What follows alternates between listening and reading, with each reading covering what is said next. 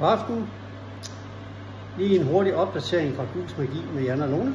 Jeg vil lige minde om, at vi på lørdag holder maratongus kl. 19. Der er stadigvæk pladser, så I kan godt nå at være med.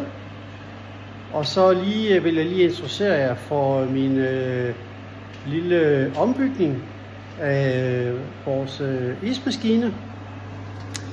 Jeg kan prøve lige at introducere jer for jer her, hvordan det virker. Tidligere faldt isen, som I ser, der kommer ud herinde, faldt ned i den her beholder, der er på ismaskinen. Nu har jeg bygget den lidt om, hvor isen falder ned i den her trakt, fortsætter ned i røret her. Så har jeg bygget ismaskinen oven på en fryser, og som I kan se her, så falder isen direkte ned i køleboksen, og hele apparatet på ismaskinen og fryseren, det styrer jeg fra min telefon på en app.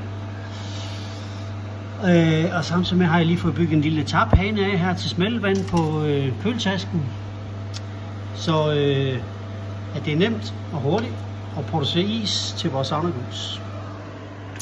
Alt for nu. Husk, maratongus på lørdag. Håber vi ses. Hej.